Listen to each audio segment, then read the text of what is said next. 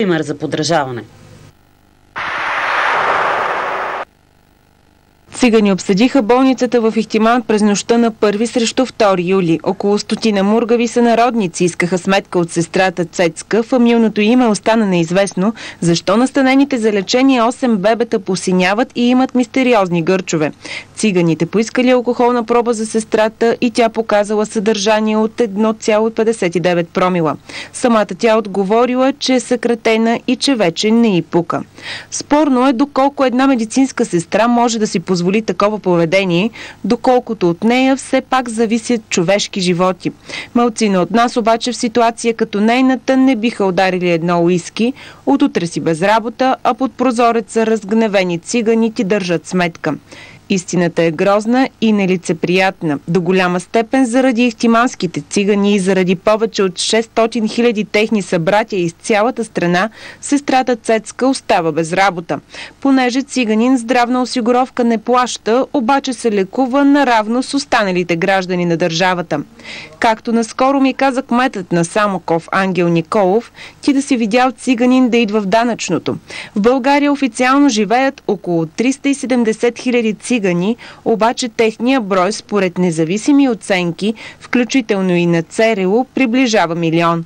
За страна с население от около по-малко от 8 милиона души, това е огромен процент. И проблем. Проблем е, понеже повечето от тези близо 1 милион цигани не работят, не плащат здравни и обществени осигуровки и данъци, но пък се лекуват, а получават и пенсии. Вярно е, че малко от тях доживяват до пенсия заради зверските условия на живот. Обаче, както върви и много от българите, няма да я доживеем. Както и да е.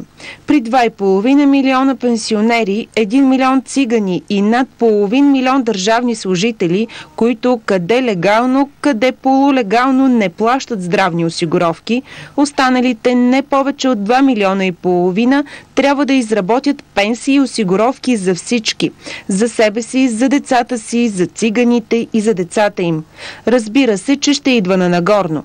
Разбира се, че парите за здраве няма да стигат. Как да е иначе, щом един плаща, а 3 не? България има множество проблеми. Криза, спадане на доходите, растяща безработица и несигурност, кожодерска по своята същност икономика. Те са тежки, но в средносрочна, даже в краткосрочна перспектива ще бъдат решени. Циганският проблем обаче ще продължава да тежи и в бъдеще. В момента, а всъщност и никога в историята на България не е правен сериозен опит това население да бъде приобщено, да бъде накарано да работи, да си плаща сметките за болници, ток и вода и да живее по законите, които могат да удържат цяло обществото. Вместо това, в по-ново време се фабрикува циганска политическа аристокрация, по подобие на турската и на българската политическа аристокрация, чийто изконен интерес е да държи тези хора в мизерия, да ги сегрегира и да ги изолира, да ги прави нищожни, паразитни и неполезни.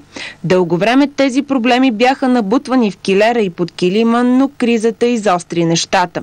Сега в градове като Ихтиман, Бяла Слатина, Самоков, Сливен, па и в по-големите, където циганите са голяма част от населението, те ще се озъбват все по-зловещо.